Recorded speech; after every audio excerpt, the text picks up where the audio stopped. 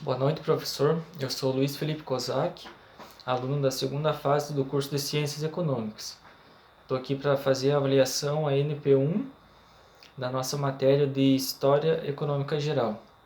Então, vou falar aqui o que foi tratado até agora na nossa disciplina, que foi o início do desenvolvimento da história, da economia e dos sistemas econômicos. Os primeiros sistemas econômicos começaram a se desenvolver com os povos nômades, que viviam trocando de região em região, sem fixar sua moradia em um local fixo, em um território certo, né?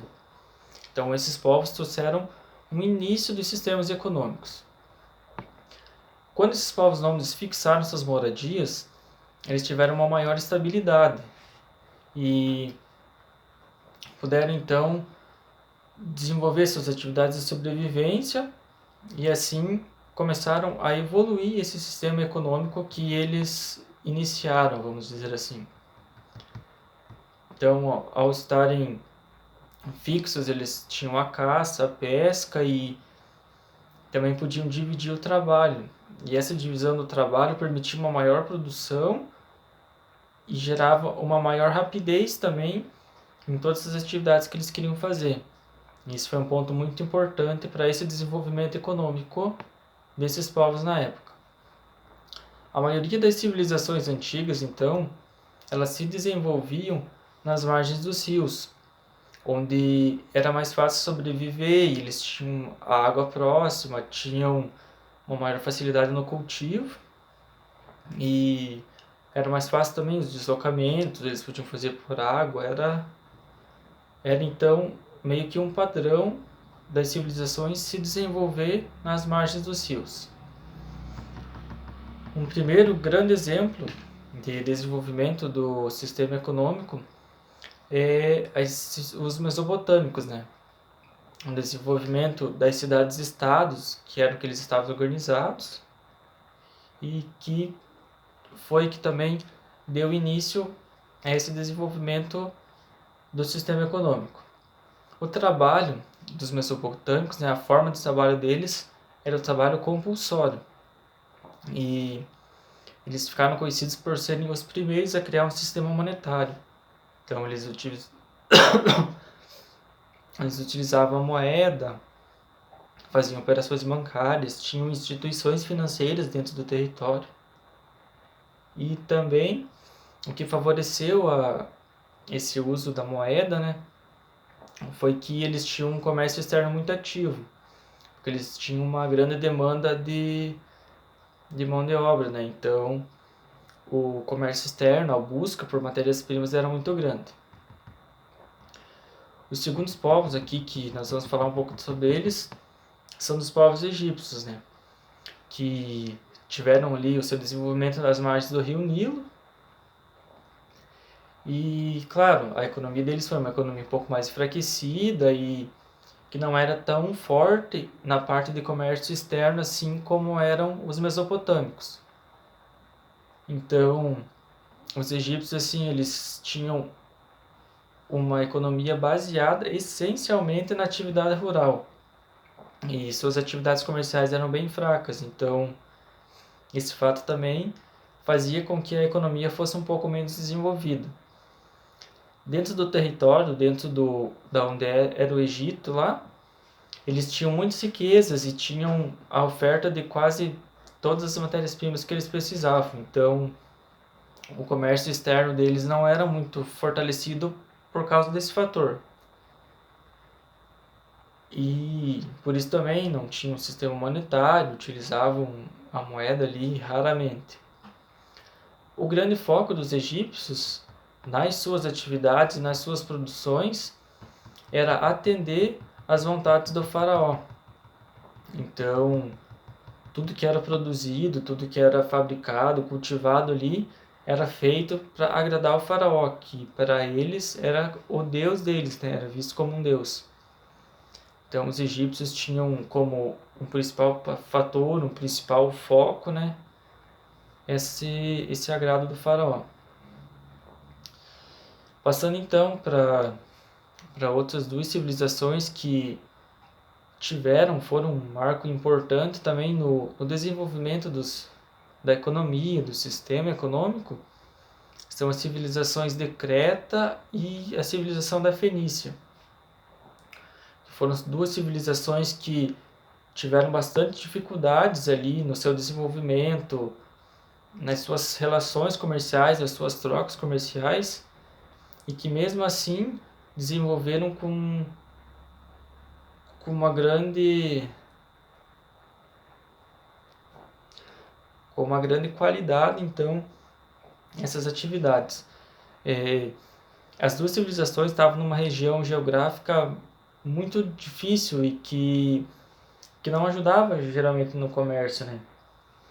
Então, eles enfrentaram muitos obstáculos e dificuldades para desenvolver esse comércio. Porém, foram os que mais se destacaram nas atividades comerciais, e o grande marco que foi deixado por essas duas civilizações foi exatamente isso. Foi o desenvolvimento das atividades com bastante dificuldade, e mesmo assim eles conseguiram fazer com um grande êxito. Essas duas civilizações, assim como as outras também, estavam organizadas em cidades-estado, o que também favorecia um pouco essa parte comercial, né, entre eles, esse processo comercial.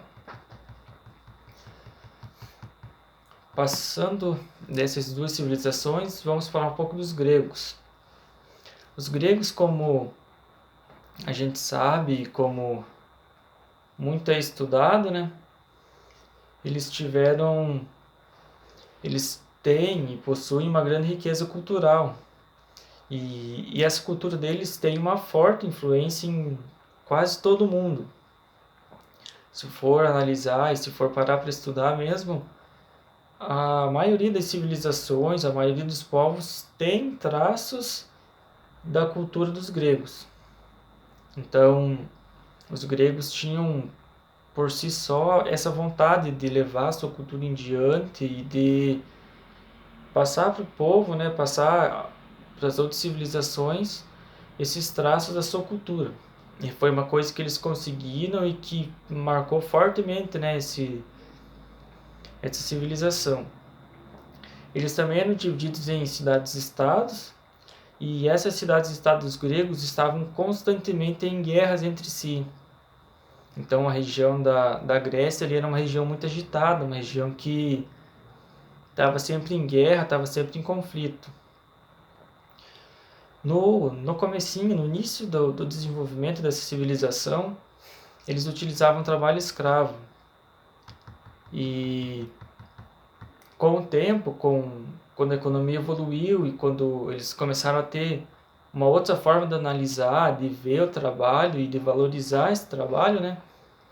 Então, o trabalho escravo perdeu a força e quase se extinguiu dentro dessa civilização. Ainda dentro dos gregos, um ponto que marca muito foi a gestão do imperador Alexandre, que foi um imperador que teve um papel fundamental nesse desenvolvimento do sistema econômico. Então, a sua gestão assim, é usada como exemplo por muitas outras civilizações, né? Como uma gestão muito forte, muito importante que trouxe bastante desenvolvimento e bastante lucro para essa civilização. Passando então dos gregos e falando agora dos romanos, que o Império Romano, né, teve seu início sendo uma pequena cidade-estado, e com o passar dos anos foi se fortalecendo e foi melhorando e se tornou um grande império. Com o enfraquecimento da civilização grega, a Roma colocou seu exército para tomar algumas cidades-estado gregas, as que estavam ali mais perto do território romano. Então, quanto mais cidades eram tomadas, mais forte o Império Romano se tornava. E com o passar do tempo, com muitas cidades que foram tomadas, Roma se tornou um grande centro econômico e passou a ter uma grande circulação de dinheiro, uma grande movimentação, né, cambiária dentro do seu território. Então Roma era muito rica nisso, elas tinham muitos bancos, instituições financeiras e as operações com moeda, com dinheiro ali eram frequentes e eram muito fortes nessa civilização. Os cidadãos de Roma eram cidadãos muito respeitados e era uma civilização que tinha muito respeito por quem via eles de fora, né? Os cidadãos eram muito bem tratados, muito bem cuidados por parte do governo. Então, quem era realmente um cidadão romano tinha muitas regalias, tinha muitos benefícios em estar lá dentro. Essas últimas duas civilizações que a gente falou, a grega e a romana, foram duas que tiveram um papel fundamental nesse desenvolvimento da economia, no desenvolvimento dos sistemas econômicos, e que trouxe ensinamentos que é usado como base, como pesquisa, até hoje, né? Então dá para ver, sim, a tamanha importância, né, que esses povos tiveram. Uma análise que pode ser feita também dessas duas civilizações é que quanto maior a intervenção do Estado dentro de um sistema econômico, mais problemas começam a surgir e, consequentemente, esse sistema começa a se enfraquecer, que foi o caso que aconteceu com o Império Grego e, posteriormente, com o Império Romano, né? Então, os dois se enfraqueceram e quase foram derrubados até por seu próprio governo. Ao chegar ao fim desse período dos impérios, então começa o início do feudalismo, que foi o período conhecido como sistema econômico funcional. O início desse período foi marcado por dois fatos que tiveram uma relevância maior, né? Que foi a divisão do Império Romano, o enfraquecimento e a divisão do Império Romano, e o fim da escravidão clássica. Então, foi esses dois fatos que marcaram aí o início desse período. No feudalismo, então, os servos trabalhavam dentro dos feudos, que eram as propriedades rurais de posse dos senhores feudais. Esses senhores feudais cediam pedaços de terra para que os servos cultivassem seus alimentos e produzissem o seu sustento, né? E a parte desse cultivo que era dos servos era destinada aos senhores feudais, como se fosse um imposto que eles pagavam pela terra. Então, o sistema feudal foi assim por um grande período. E os servos praticamente eram obrigados a trabalhar assim nos feudos, porque eles não tinham outra maneira de obter o seu sustento, né? E outras formas de trabalho também não tinham naquela época. Então eles eram praticamente obrigados a trabalhar nos feudos. Com o passar do tempo, os servos foram evoluindo suas técnicas, suas maneiras de cultivo, e começou a gerar um excedente de produção. E esse excedente de produção começou a ser comercializado, começou a ser vendido, a ser trocado, que foi o que deu início ao sistema comercial da época do feudalismo. Então, foi surgindo feiras, foi surgindo mercados locais e também começou a circular a moeda ali, começou a se fundar um sistema monetário. Então, com o passar do tempo, né, foi se desenvolvendo, as cidades foram crescendo, as produções eram levadas dos feudos para as cidades e lá nas cidades eram comercializadas. Então, fomentou muito, né, a economia e gerou um lucro, gerou um crescimento das cidades, um fortalecimento do comércio, do sistema econômico em si. Ele se fortaleceu e cresceu em grande escala. Então, as cidades também eram usadas como os centros comerciais, né, e também para fazer a administração dos feudos, que eram feitos todos nas cidades já. Esse foi o período dominial, que é esse período inicial do feudalismo. Após esse período dominial, vem o período senhorial, que já trouxe daí algumas mudanças pro sistema, né, pro sistema feudal. Foram poucas mudanças, mas algumas tiveram uma grande relevância.